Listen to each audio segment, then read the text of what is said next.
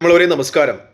തിരുവനന്തപുരം കോർപ്പറേഷനിൽ കോൺഗ്രസിന്റെ നേതൃത്വത്തിലുള്ള യു.ഡി.എഫ് അപ്രതീക്ഷിത നേട്ടമുണ്ടാക്കുമെന്നുള്ള ലോക് പോളിന്റെ സർവേ അത് യാഥാർത്ഥ്യബോധത്തോടെയാണ് എന്ന് തന്നെയാണ് സിറ്റിക്കകത്തുള്ള തിരുവനന്തപുരത്ത് കോർപ്പറേഷനകത്തുള്ള ചർച്ചകളൊക്കെ സൂചിപ്പിക്കുന്നത്. ഒരു കോർപ്പറേഷൻ അകത്ത് ദീർഘകാലം താമസിച്ചിരുന്ന ഒരാൾ എന്ന രീതിയിൽ അവിടുത്തെ വോട്ടറല്ലെങ്കിലും എനിക്ക് വോട്ട് ചിറയൻകീഴ് നിയമസഭാ മണ്ഡലത്തിലാണ്, തിരുവനന്തപുരം ജില്ലയിൽ തന്നെ. തിരുവനന്തപുരം കോർപ്പറേഷനകത്തുള്ള ബന്ധുക്കളുമായും സുഹൃത്തുക്കളുമായും സഹപാഠികളുമായിട്ടും ഒക്കെ ചർച്ച ചെയ്യുമ്പോൾ കിട്ടുന്ന യാഥാർത്ഥ്യവും അതാണ്. കോൺഗ്രസ് വലിയ രീതിയിൽ തന്നെ മുന്നേറ്റം ഉണ്ടാക്കും എന്ന് തന്നെയാണ് തിരുവനന്തപുരത്ത് ഗ്രൗണ്ട് ലെവലിൽ നിന്ന് കിട്ടുന്ന റിപ്പോർട്ട്. ഒരുപക്ഷെ കോൺഗ്രസിൻ്റെ ശക്തമായ തിരിച്ചുവരവിന് അടിസ്ഥാനമാകുന്ന റിസൾട്ടായിരിക്കും, തെരഞ്ഞെടുപ്പ് റിസൾട്ടായിരിക്കും തിരുവനന്തപുരം കോർപ്പറേഷനിൽ നിന്ന് വരുന്നത്. ലോക് പോളിൻ്റെ സർവേയും അങ്ങനെയായിരുന്നു. 39 മുതൽ 43 സീറ്റ് വരെ കോൺഗ്രസ് പിടിക്കാം. ഒരുപക്ഷെ കോൺഗ്രസ് അധികാരത്തിലെത്തിയേക്കാം, അല്ലെങ്കിൽ കപ്പിനും ചുണ്ടിനുമിടയ്ക്ക് അധികാരം നഷ്ടപ്പെട്ട് രണ്ടാം സ്ഥാനത്ത് തൊട്ടു പിന്നിൽ LDFന് പിറകിലായി ഫിനിഷ് ചെയ്തേക്കാം. എന്തായാലും BJPയുടെ നില പരിങ്ങലിലാണ് എന്ന് തന്നെയാണ് തിരുവനന്തപുരത്ത് നിന്നുള്ള റിപ്പോർട്ടുകൾ സൂചിപ്പിക്കുന്നത്. തിരുവനന്തപുരം കോർപ്പറേഷനകത്തു നിന്നുള്ള ഗ്രൗണ്ട് ലെവൽ റിപ്പോർട്ടുകൾ സൂചിപ്പിക്കുന്നത്. അതിന് പ്രധാനപ്പെട്ട കാരണങ്ങളിലൊന്ന് കോർപ്പറേഷൻ കൗൺസിലായിരുന്ന അനിൽകുമാറിൻ്റെ മരണവുമായി ബന്ധപ്പെട്ടുള്ള വിവാദങ്ങളായിരുന്നു. സഹകാരിയായിരുന്ന അദ്ദേഹത്തിൻ്റെ സഹകരണ സംഘത്തിലെ ലോണുമായി ബന്ധപ്പെട്ട് അദ്ദേഹത്തിന് ആത്മഹത്യ ചെയ്യേണ്ടി വന്ന കാര്യങ്ങളായിരുന്നു. മറ്റൊരു BJP RSS പ്രവർത്തനം കൂടി ഇതുമായി ബന്ധപ്പെട്ട്, സീറ്റ് കിട്ടാത്തതുമായി ബന്ധപ്പെട്ട് അവിടെ ആത്മഹത്യക്ക് ശ്രമിച്ചിരുന്നു. CPMനെ സംബന്ധിച്ച് തിരിച്ചടിയാകുക, കഴിഞ്ഞ കോർപ്പറേഷൻ മേയറായി തിരഞ്ഞെടുക്കപ്പെട്ട ആര്യ രാജേന്ദ്രൻ്റെ പ്രകടനം വളരെ മോശമായിരുന്നു, ശരാശരിക്കും താഴെയായിരുന്നു എന്ന കോർപ്പറേഷനുള്ളിലെ ജനങ്ങളുടെ വിലയിരുത്തലാണ്. ഈ കോർപ്പറേഷൻ ഇലക്ഷൻ ഈ സർവേകളും ജനങ്ങളും ഒക്കെ പ്രവചിക്കുന്നത് പോലെ ആകുകയാണെങ്കിൽ ഒരുപാട് നേട്ടമുണ്ടാക്കുവാൻ കഴിയുന്ന ഒരു നേതാവ് എന്ന് പറയുന്നത് മുരളീധരനായിരിക്കുമെന്ന കാര്യത്തിൽ സംശയമില്ല. കാരണം അദ്ദേഹത്തിൻ്റെ ദീർഘവീക്ഷണമായ ഇടപെടലുകളും നടപടികളും സ്ഥാനാർത്ഥി നിർണയവുമൊക്കെയാണ് കോർപ്പറേഷനകത്ത് കോൺഗ്രസിന് തിരിച്ചുവരുന്നതിന് നിദാനമാകുന്നത് എന്ന വലിയ വിലയിരുത്തൽ രാഷ്ട്രീയ മാധ്യമ വിശാരദന്മാരൊക്കെ നടത്തുന്നുണ്ട്.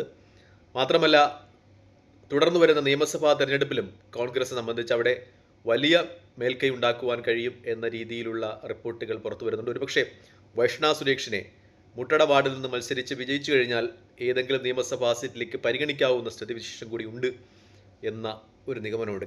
കാരണം സിറ്റിക്കകത്തു വരുന്ന നിയമസഭാ മണ്ഡലങ്ങളിൽ ഏതെങ്കിലും വനിതാ യൂത്ത് കോൺഗ്രസ് നേതാവിനെ പരിഗണിക്കണം എന്ന ഒരു നിർദ്ദേശം കോൺഗ്രസിലുണ്ട് എന്ന് കേൾക്കുന്നു. നേരത്തെ വീണ വി നായരായിരുന്നു മത്സരിച്ചിരുന്നത് വട്ടിയൂർക്കാവിൽ. പക്ഷേ അവരുടെ പ്രകടനം മോശമായിരുന്നു. അതുകൊണ്ട് വൈഷ്ണ സുരേഷിന് ഞരക്ക് വീഴും എന്ന ചില നിഗമനങ്ങളും ഒക്കെ തിരുവനന്തപുരത്ത് നിന്ന് കേൾക്കുന്നുണ്ട്. അതായത് കോൺഗ്രസ് അവിടെ ശബരിനാഥിൻ്റെയും മുരളീധരൻ്റെയും ഒക്കെ കാര്യത്തിൽ വലിയ നേട്ടം കൈവരിക്കുമെന്ന് തന്നെ വിലയിരുത്തൽ വരുന്നുണ്ട്. ഒപ്പം മുരളീധരൻ്റെ രാഷ്ട്രീയ സൂര്യോദയത്തിന് കൂടി അത് നാന്ദിയാകും. കാരണം അദ്ദേഹം ഇപ്പോൾ തന്നെ പ്രഖ്യാപിച്ചിട്ടുണ്ട്, വരുന്ന നിയമസഭാ തിരഞ്ഞെടുപ്പിൽ അദ്ദേഹം മത്സരിക്കില്ല. കാരണം നേമത്ത് നിന്ന് കഴിഞ്ഞ പ്രാവശ്യം പരാജയപ്പെട്ടു. മാത്രമല്ല, ലോക്സഭയിൽ തൃശ്ശൂരിൽ പരാജയപ്പെട്ടു. അതുകൊണ്ട് അടുത്ത പ്രാവശ്യം അദ്ദേഹത്തിന് ഒരു ഇടവേള വേണമെന്ന് അദ്ദേഹം ആവശ്യപ്പെടുന്നുണ്ട്. അദ്ദേഹം ഒരുപക്ഷേ ലോക്സഭയിലേക്ക് മത്സരിക്കുവാനാണ് സാധ്യത. ശശി തരൂരിനെ തിരുവനന്തപുരത്ത് കോൺഗ്രസ് ഇനി പരിഗണിക്കില്ല എന്ന് തന്നെയാണ് കിട്ടുന്ന വിവരങ്ങൾ. കാരണം അദ്ദേഹം നിരന്തരമായി നരേന്ദ്രമോദി പ്രകീർത്തന പ്രസംഗങ്ങളുമായിട്ടൊക്കെ മുന്നോട്ട് പോവുകയാണ്. തൽക്കാലം കോൺഗ്രസ് അദ്ദേഹത്തിനെ പുറത്താക്കില്ല. കാരണം പുറത്താക്കിയാൽ അദ്ദേഹം താൻ നരേന്ദ്രമോദിയെ പ്രകീർത്തിച്ചത് കൊണ്ട് കോൺഗ്രസ് നിന്ന് പുറത്താക്കിയെന്നൊക്കെ പറഞ്ഞ് BJPയിൽ പോയി വലിയ സ്ഥാനങ്ങളും ക്യാബിനറ്റ് പദവിയൊക്കെ നേടും എന്നാണ് കോൺഗ്രസിൻ്റെ വിലയിരുത്തൽ. അതുകൊണ്ട് അദ്ദേഹത്തെ പുറത്താക്കില്ല. അടുത്ത ലോക്സഭാ ഇലക്ഷൻ വരെ അദ്ദേഹത്തെ സഹിക്കും. അത് കഴിഞ്ഞിട്ട് പാർട്ടി അദ്ദേഹത്തിന് ശശി തരൂർ സീറ്റ് കൊടുക്കുവാൻ സാധ്യതയില്ല എന്ന വിശകലനം തന്നെയാണ് നടക്കുന്നത്. അതുകൊണ്ട് ലോക്സഭയിൽ തിരുവനന്തപുരത്ത് നിന്ന് മുരളീധരൻ മത്സരിക്കും. തെക്ക് മുരളീധരൻ്റെ നേതൃത്വത്തിൽ കോൺഗ്രസ് പടയോട്ടം നടത്തുമ്പോൾ വടക്ക് ഷാഫി പറമ്പിൽ വലിയ രീതിയിൽ ഇളക്കി മറിക്കുന്നുണ്ട് കോഴിക്കോട് ഒപ്പം കണ്ണൂർ ജില്ലകളെ എന്ന വാർത്താ വിശകലനങ്ങൾ പുറത്തു വരികയാണ്.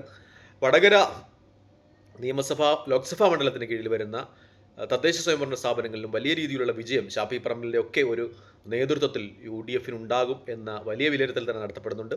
അതിൻ്റെ ഒരു പ്രതിഫലനം തിരുവനന്തപുരത്ത് പോലെ വടകരയിൽ ലോക്സഭാ മണ്ഡലത്തിന് കീഴിൽ വരുന്ന നിയമസഭാ മണ്ഡലങ്ങളിലും ഉണ്ടാകും. പതിറ്റാണ്ടുകളായി 2001 ശേഷം കോഴിക്കോട് നിന്ന് കോൺഗ്രസ്സിന് MLA മാരില്ല. പക്ഷേ ഇപ്പോൾ അതിന് മാറ്റം ഉണ്ടാകുമെന്ന് ഷാഫി പറമ്പിൽ അടിവരയിട്ട് പറയുന്ന ഒരു സന്ദർഭം കൂടിയാണിത്. എന്തായാലും മുരളീധരനും ഷാഫി പറമ്പിലും തെക്കും വടക്കും ഉഴുതുപറക്കുമ്പോൾ കോൺഗ്രസിൻ്റെ രാഷ്ട്രീയ ഭാവി ശോഭനമാണ് എന്ന ഒരു ശുഭാപ്തി വിശ്വാസത്തിലാണ് കോൺഗ്രസിൻ്റെ പ്രവർത്തകരും സൈബർ ഇടങ്ങളും ഒക്കെ എന്ന യാഥാർത്ഥ്യമുണ്ട്. ഷാഫി പറമ്പിലിനെ ഇപ്പോൾ ഇടതുപക്ഷവും ഒപ്പം BJPയും ലക്ഷ്യമാക്കുന്നുണ്ട് എന്നത് യാഥാർത്ഥ്യം കൂടിയാണ്. കാരണം അദ്ദേഹം ഒരു സെലിബ്രിറ്റി പരിവേഷം കിട്ടുന്ന രാഷ്ട്രീയക്കാരനാണ്.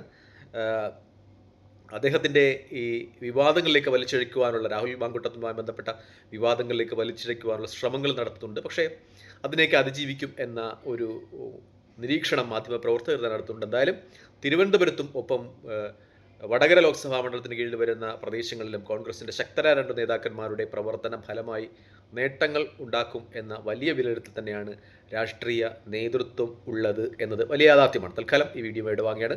മറ്റൊരു വീഡിയോയുമായി കാണുന്നതുവരെ നന്ദി, നമസ്കാരം, ജയ് ഹിന്ദ്. വീഡിയോ ഇഷ്ടപ്പെടുന്നവർ ലൈക്ക് ചെയ്യുക, ഷെയർ ചെയ്യുക, കമൻറ്റ് ചെയ്യുക. നിങ്ങളുടെ അഭിപ്രായങ്ങൾ കമൻറ്റായി രേഖപ്പെടുത്തുക. അത് അനുകൂലമാണെങ്കിലും പ്രതികൂലമാണെങ്കിലും തൽക്കാലം ഈ വീഡിയോ വാങ്ങുന്നു. ജയ് ഹിന്ദ്.